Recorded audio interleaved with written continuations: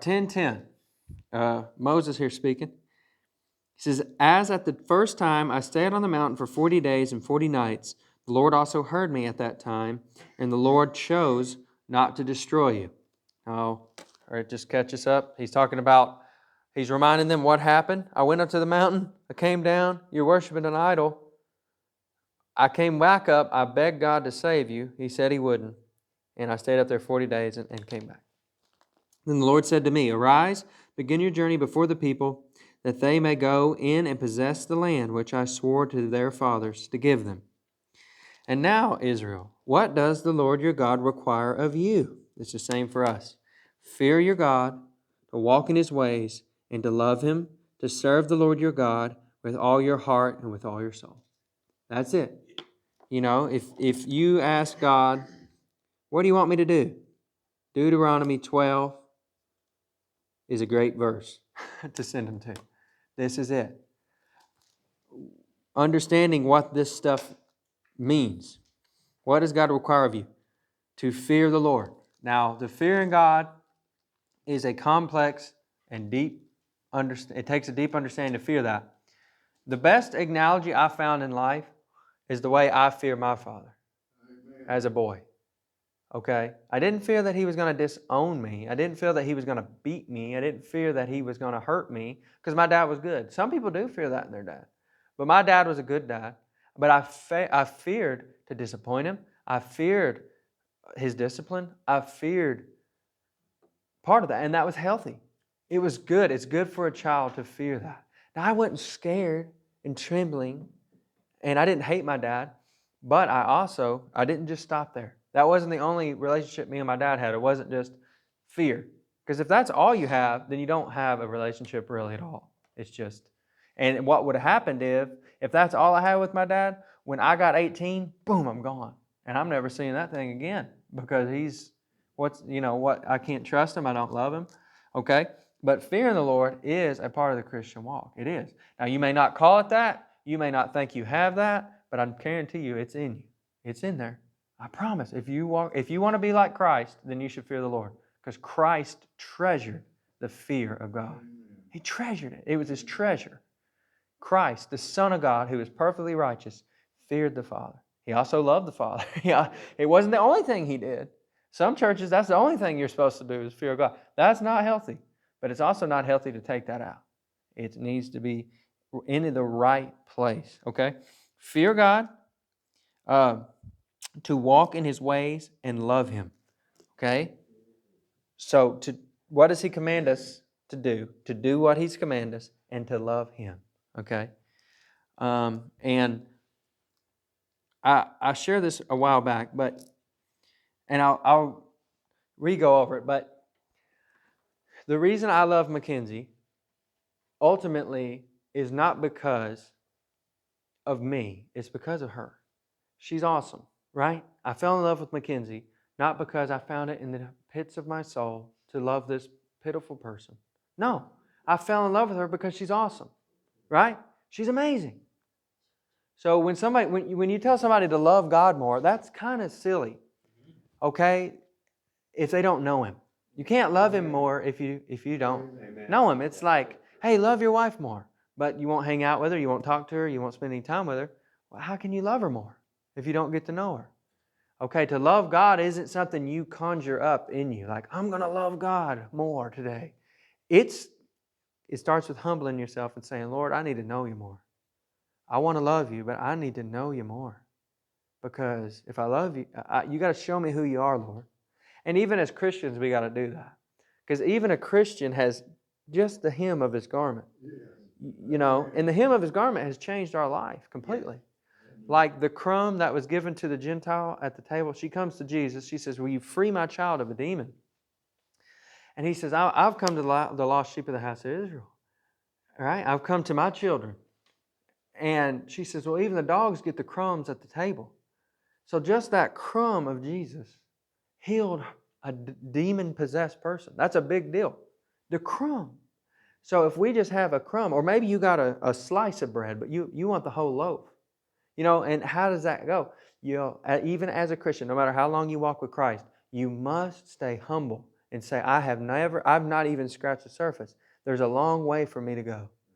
There's a long way. Because where you say, I've made it, I don't sin anymore, or you may not say those things, but it may get in your heart that, hey, I'm pretty good and I'm this and that.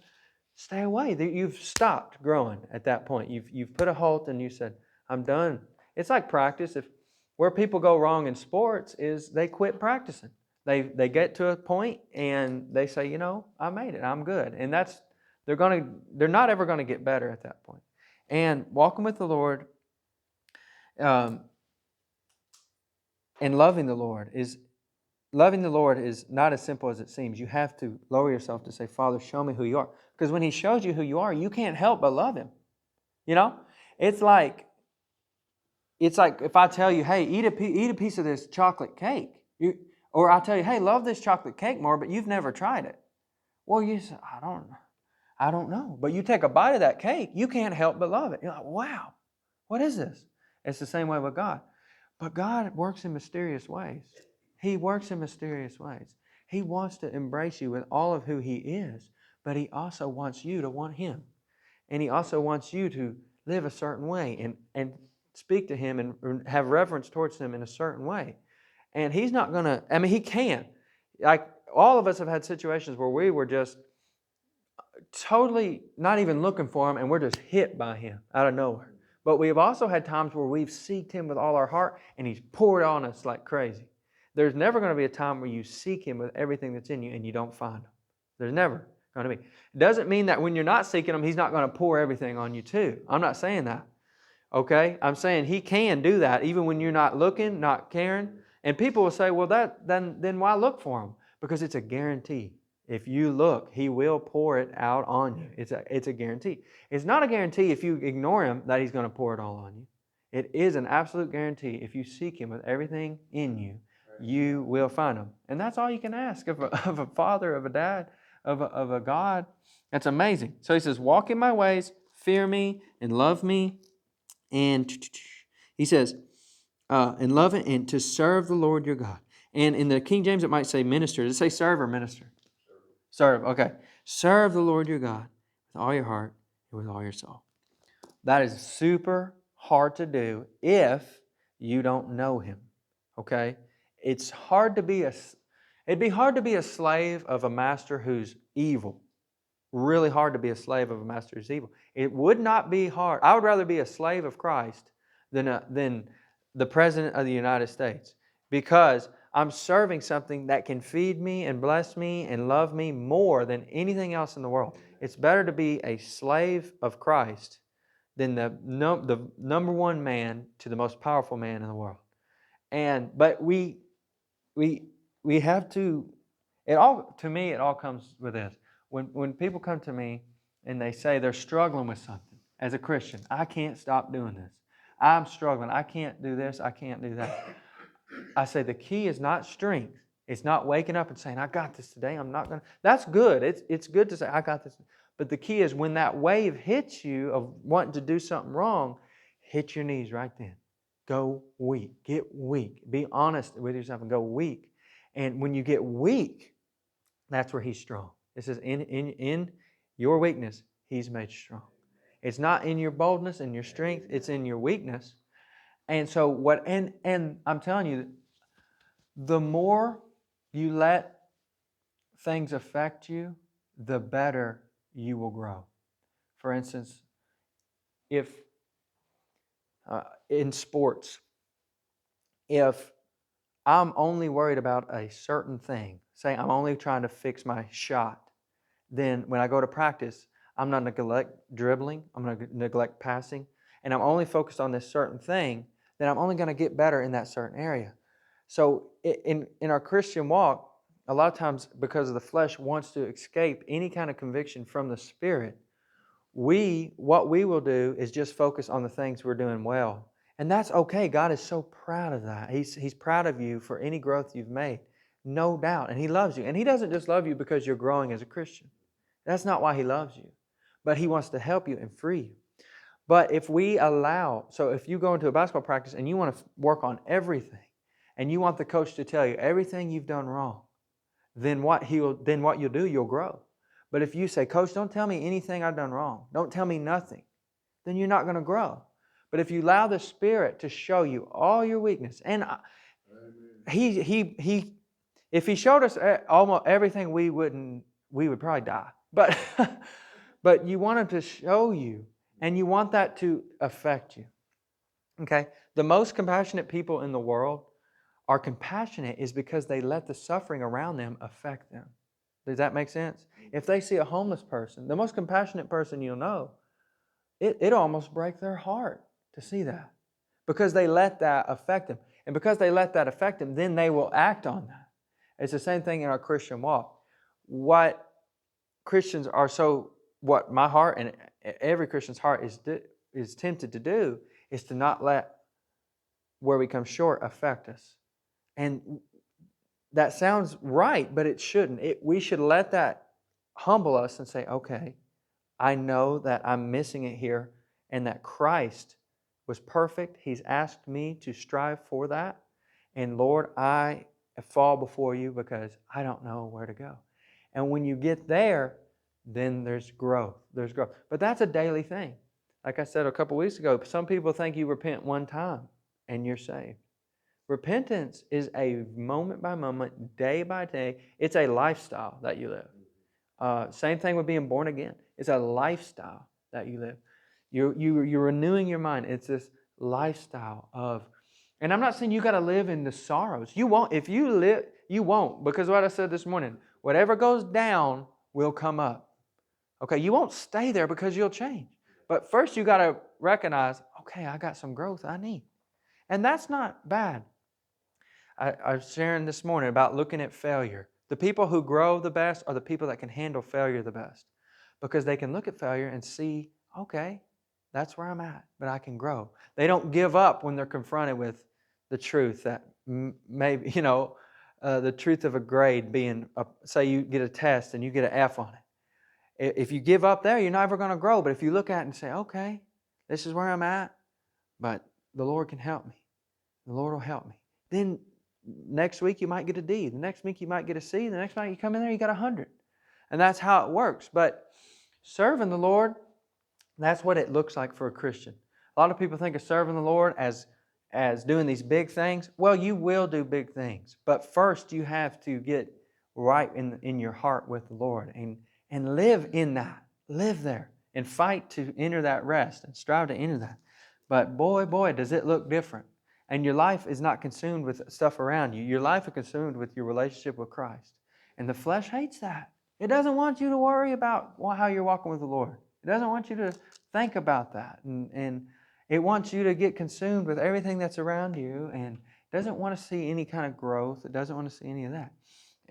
But you can only like this kind of teaching if you understand the gospel. If you don't understand the gospel, any kind of speaking on growth or change is just law and condemning, and you think, I can never be right with God. But because you're righteous before God's sight, then you can look at your heart through the mirror of the law and say, boy, I got a lot to change, but I can do it. Because not only does Jesus love me and the Father love me, but the Spirit lives in me and has enabled me to do it. You can't say I can't, because the Spirit lives in you. You just can't. That would be a lie against the Spirit. You just can't do it. So serve the God with all your heart and with all your soul, and keep the commandments of the Lord and His statutes, which I command you today, for what? Your good. Isn't that amazing? Like, that's the point I've been trying to make through the whole law. He doesn't give us laws or rules to make us bored or punish us. It's for our good. It's to grow us. And if we can remember that in times of temptation or times of anger, God didn't say to not be angry because He wants to stop you from getting your way. He wants to free you for your good. Because why do we get angry? It's to get our way. Right? The only reason I would get angry with that is because I want it my way, He wants it His way. Well, God says neither one of you will get really what you want. You might think you're getting what you want, but you won't get it, because our hearts will be hard in that area. We'll have unforgiveness and bitterness and resentment, and that won't work. Humble yourself. If you want to be great in God's kingdom, you got to learn to be the servant of all. And that word servant can mean slave. if you go to any high school classroom and say, who in here wants to be a slave?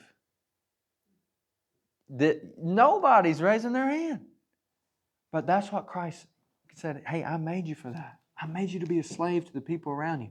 And if you do that, you'll actually find more joy than if you had your dream job, if you had your dream stuff, anything you want.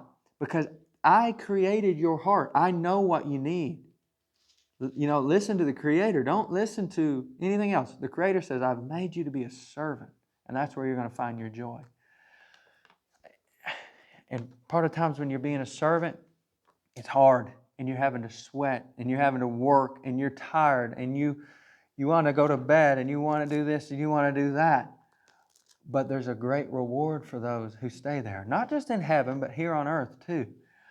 And when you do, like I said, when you go low, and you do the hard things, and you go low, you'll come up. You'll always come up. It always goes up. But if you go for the easy route and you go high, it'll come down. So do the hard thing, and to be the servant. And what happens as I found in my walk, as I learn how to walk with Jesus, because that's what I'm doing, I'm learning. And how do I learn? By failure. It's trial and error. I'm learning and I'm failing and I'm learning and I'm learning. But I've learned it gets easier and it becomes certain things you struggle with, you won't struggle with anymore. It'll be natural.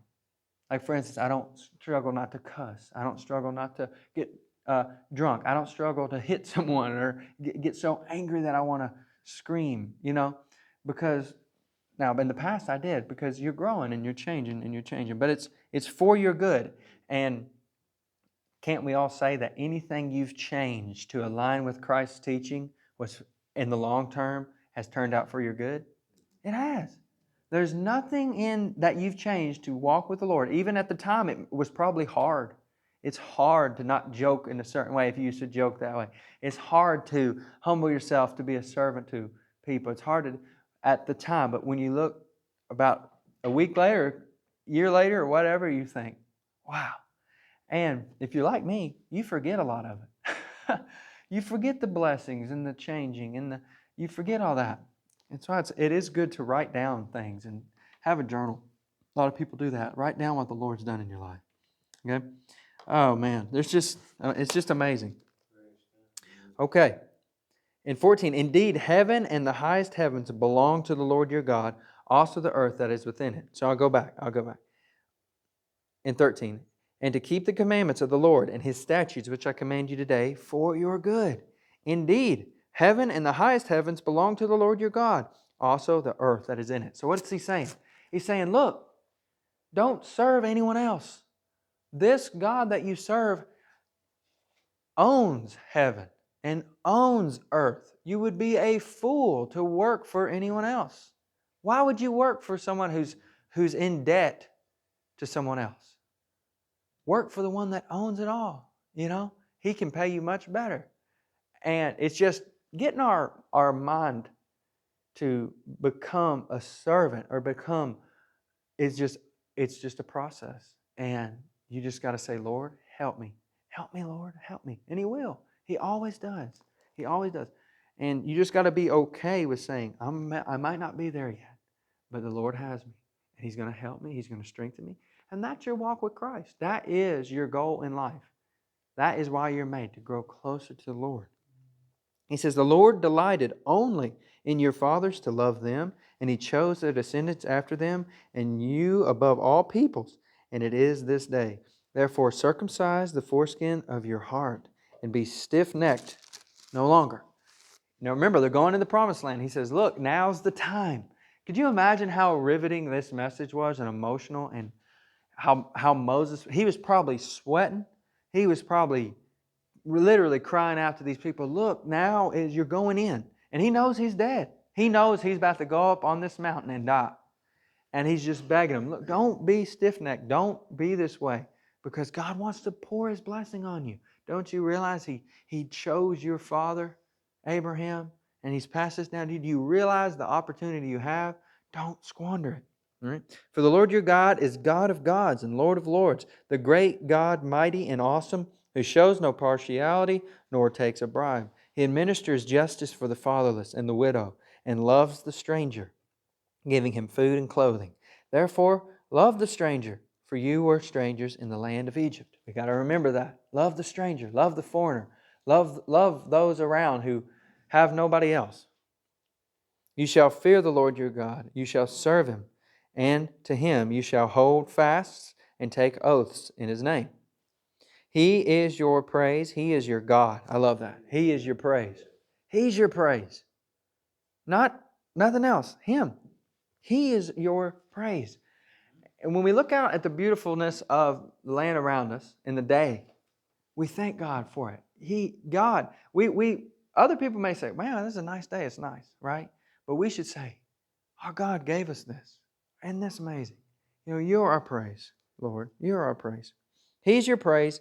He's your God who has done for you these great and awesome things which your eyes have seen. Your fathers went down to Egypt with 70 persons, and now the Lord your God has made you as stars of heaven in multitude." Isn't that amazing? He says, look, we were nobody. Who was Abraham? He was actually an idol worshiper. It tells us later in the Scriptures. He was nobody. And God came to him, made him a promise, and out of his flock came multitudes of millions to where it was left as the stars of heaven. Now that's an analogy, right? The stars of heaven are trillions and billions. But what that means is you can't count the people. There's so many people. It's like the sand of the sea.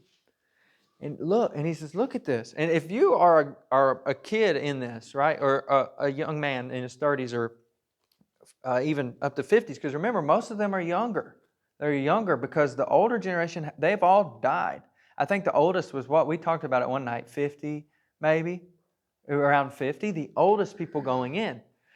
And they've seen, oh my goodness, God, these stories I heard growing up that I didn't even believe because I was a slave. And now God brings us out and we see all this was real. And who are we?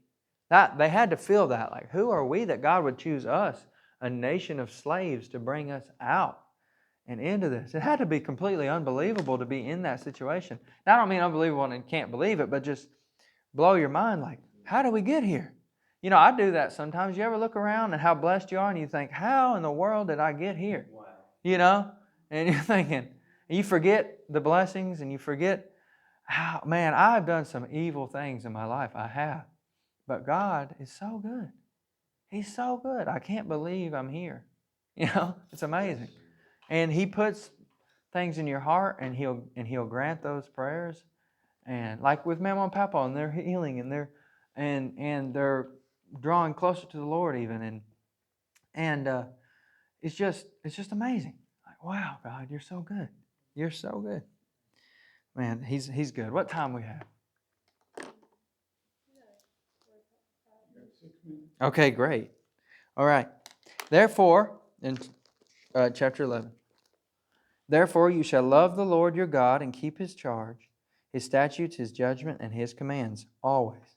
Know today that I do not speak with your children who have not known and who have not seen the chastising of the Lord your God, His greatness and His mighty hand and His outstretched arms. So he's saying, Moses is the type of preacher that will look you in the eye.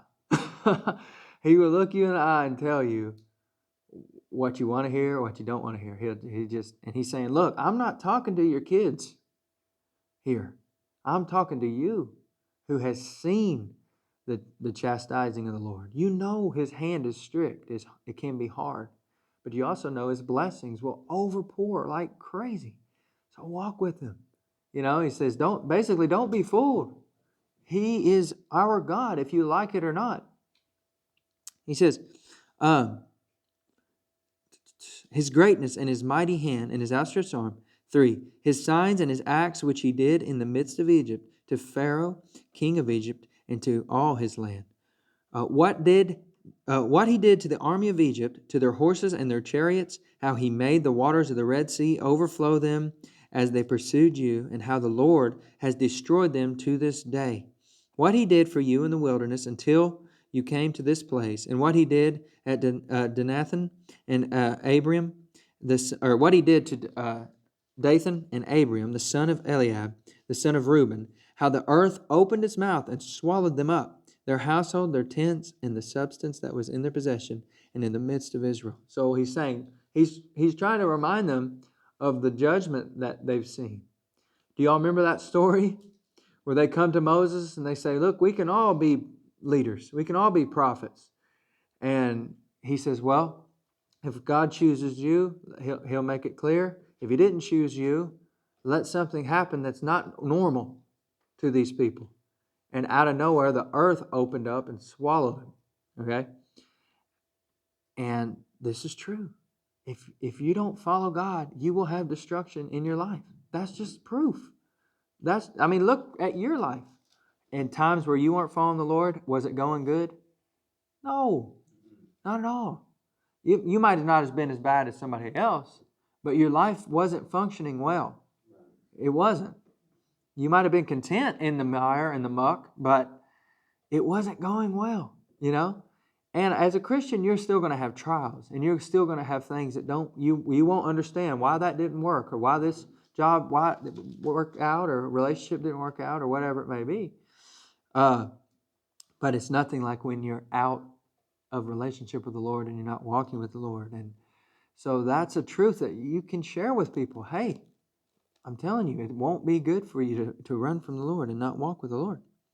And it says, and the earth opened its mouth and swallowed them up, their household, their tents, and all the substance that was in their possession in the midst of all of Israel. But your eyes have seen every great act of the Lord which he did. Therefore you shall keep every commandment which I command you today, that you may be strong and go in and possess the land which you cross over to possess, and that you may prolong your days in the land which the Lord swore to give your fathers to them and their descendants, a land flowing with milk and honey. For the land which you go to possess is not like the land of Egypt, from which you had come, where you sowed your seed and watered it by foot as a vegetable garden, but the land which you cross over to possess is a land of hill and valley, which drinks water from the rain of heaven, a land for which the Lord your God cares. The eyes of the Lord your God are always on it, from the beginning of the year to the very end of the year. So he's saying, I'm bringing you, in a sense, to a picture of kind of what Eden was like. And that's the moral of the story. When God made the world, he placed man and woman in the garden. And man fell. But what's the point of the Bible? God bringing them back. Not the only point, but the Bible is a story from beginning to end. And the point of that is getting man back to where they belong. In Eden, it wasn't just the amazing abundance of things that are around him. That was amazing, right? That's truly awesome. But there was somebody else that walked with them. It was God. God. So not only were they blessed physically, emotionally, spiritually, but they had a presence that we could not imagine. Now, in Israel, what was Israel's goal? For God to bring that back. That he literally set his temple there, that he could come from heaven and dwell and be with them. There's a rule in Israel, because this is how God was to work, that if you use the restroom outside, you're to cover it up. So if the Lord's walking in it, he doesn't step on it. Okay? And that was because the presence of his physical presence was to be there. Now, did Israel ever get there? Well, Christ did come, but not in the way that's coming future. Okay? But that's the goal of the Bible. Or that's the end where it's driving to. Back to Eden with this relationship. And we have a picture of that now. We have a taste of that now, but not the fullness of it that's coming. I have a walk with the Lord, but I don't shake. I have never. He could meet with me in my living room, but I've never shook his hand. I've never held his hand. I've never talked. I've never sat with him and had a cup of coffee. Now in heaven, well, I'm going to drink because I love coffee, but I can't drink it anymore. Caffeine is too hard on me. But in heaven, I can drink as much coffee as I want. And I'm going to sit with Christ, and I'm going to sit with him, and we're going to have pots of coffee, and it's going to be awesome. And that's going back to Eden, in a sense. That's where it's all driving. But you've got to have faith to believe that he's that good, because the world around you is falling apart. And it takes a strong faith. I'll never forget when we were at Lisa's funeral, Josh's girlfriend said, I knew Lisa was a strong person because she was happy.